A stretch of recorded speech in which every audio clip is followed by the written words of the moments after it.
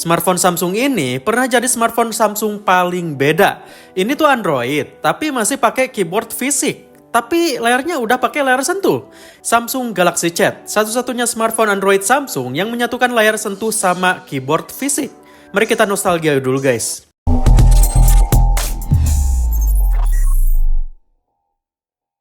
Samsung Galaxy Chat dibekali layar sentuh 3 inci dengan resolusi 240x320 pixel QVGA yang saat itu sebenarnya ada tipe-tipe smartphone yang jauh lebih bagus layarnya.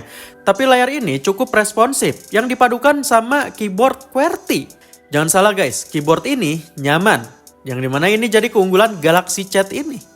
Di jeroannya ada prosesor 250 MHz, penyimpanan internalnya 4 GB yang bisa diperluas dengan microSD sampai 32 GB. Kamera belakangnya cuman 20 megapiksel aja, jelas banyak saingan yang lebih bagus waktu itu, tapi ini tuh cukup buat foto atau scan dokumen ringan yang jadi kebiasaan saat itu. Ayo ngaku, pernah gak scan dokumen pakai HP? Baterai yang dipakai sebesar 1200 mAh, bukan yang terawet di kelasnya, tapi cukup memadai untuk penggunaan sehari-hari di era HP layar kecil. Ada juga konektivitas Wi-Fi, Bluetooth 3.0, dan jaringannya udah 3G HSDPA guys. Selain keyboardnya, hal yang bikin Galaxy Chat menarik saat itu adalah sistem operasi yang dibawanya. Samsung menginstal Android 4.0 Ice Cream Sandwich, salah satu versi Android yang paling besar perubahan UI-nya saat itu, lengkap dengan antarmuka touchwiz khas Samsung. Android Ice Cream Sandwich waktu itu baru mulai muncul di banyak smartphone, dan Samsung memposisikan Galaxy Chat sebagai perangkat Android murah dengan pengalaman sosial yang cepat karena ngetiknya.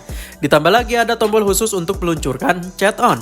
Aplikasi chat Samsung yang waktu itu jadi sesuatu yang banyak ditunjukkan Samsung di iklan-iklannya.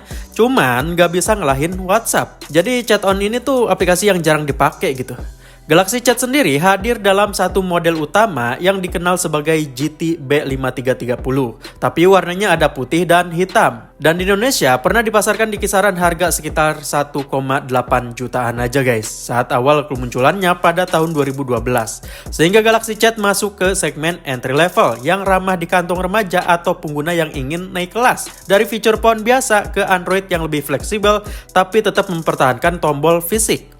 Samsung Galaxy Chat lahir di tengah era ketika smartphone Android mulai menguasai pasar global. Dan banyak brand berlomba-lomba merilis perangkat dengan beragam desain serta keunggulannya masing-masing. Di saat itu, masih banyak pengguna yang merasa nyaman dengan keyboard fisik, terutama mereka yang sering ngechat panjang dan juga sering kirim email. Popularitas BlackBerry di awal dekade 2000-an menunjukkan bahwa keyboard fisik punya basis pengguna yang setia. Samsung melihat celah ini dan mencoba menggabungkan pengalaman Android modern dengan keyboard QWERTY di Galaxy Chat. Samsung sendiri mengumumkan bahwa perangkat ini ditujukan untuk pengguna sosial yang aktif, yang ingin tetap terhubung serta membalas pesan dengan cepat dan nyaman. Kalau kita bandingin dengan model sebelumnya, Samsung memang pernah merilis beberapa ponsel dengan keyboard pada era sebelum Android jadi dominan. Seperti Samsung Chat 335 yang adalah feature phone dengan QWERTY. Samsung Chat 335 diluncurkan sekitar 2010 dengan QWERTY kecil dan fitur komunikasi mendasar seperti SMS, email sederhana, serta internet lewat Java App. Tapi Samsung Chat 335 itu bukan smartphone Android guys. Jadi Galaxy Chat itu adalah salah satu produk penting bagi Samsung di mana keyboard fisik ketemu sama OS Android modern. Ini semacam evolusi dari desain ponsel keypad klasik ke pengalaman smartphone tanpa kehilangan nuansa mengetik yang otentik. Sementara itu, setelah Galaxy Chat, tren keyboard Android makin jarang. Samsung sendiri beberapa kali bereksperimen dengan slider keyboard atau keyboard di perangkat tertentu, tapi bukan Android. Tapi pada dasarnya permintaan pasar berubah ke layar sentuh penuh. Smartphone flagship Samsung mulai dari Galaxy S3 ke atas semakin fokus pada ukuran layar besar. Jadi, Galaxy Chat menjadi semacam momen terakhir di mana keyboard fisik masih dianggap sebagai nilai jual unik di era Android. Tapi nggak bertahan lama. Generasi setelahnya lebih banyak mengadopsi layar besar, desain tipis, dan pengalaman multimedia layar penuh. Itu mengapa Galaxy Chat sering disebut oleh banyak kolektor dan penggemar sebagai ponsel Android yang unik dan sedikit berbeda jalur dibandingkan kebanyakan model Samsung yang lain. Nah ini bagian yang sering bikin orang penasaran, apakah Galaxy Chat disukai banyak orang? Jawabannya adalah iya, tapi dalam segmen tertentu. Di zamannya, review dan respon komunitas menunjukkan bahwa banyak pengguna yang menghargai kombinasi keyboard fisik dan touchscreen ini karena mengetik pesan jadi cepat dan praktis tanpa harus mengandalkan keyboard virtual.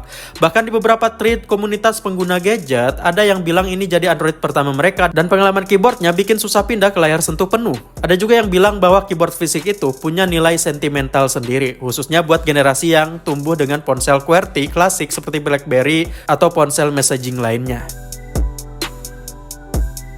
Dari sisi pengaruh terhadap merek Samsung, Galaxy Chat tidak serta-merta jadi ponsel yang mendongkrak penjualan Samsung secara dramatis layaknya seri Galaxy S atau Note, tapi ia punya peran penting dalam memperluas citra Samsung sebagai merek yang fleksibel dan inovatif di berbagai segmen pasar. Samsung tidak hanya fokus pada ponsel premium, tapi juga menjangkau pengguna entry level atau pengguna yang punya kebutuhan spesifik seperti pengalaman mengetik fisik. Ini membantu memperkuat ekosistem Galaxy di seluruh dunia, dari pasar maju sampai negara berkembang, tempat kebutuhan komunikasi sosial sering jadi prioritas utama pengguna.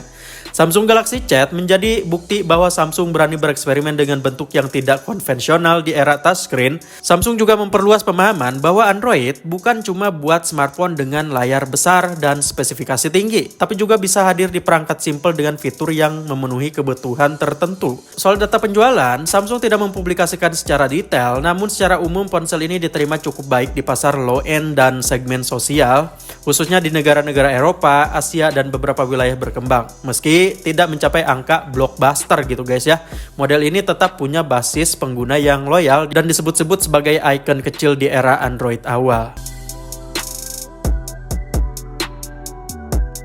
Karena beda sendiri, pastinya banyak orang-orang yang nostalgia dengan keberadaan smartphone ini. Apakah kalian salah satunya yang pernah pakai HP ini? Silahkan tulis pengalaman kalian di kolom komentar guys. Oke, terima kasih sudah nonton video ini. Jika kalian suka silahkan klik like-nya. Dan jangan lupa buat subscribe buat dapetin informasi seputar perkembangan teknologi lainnya. See you in the next video.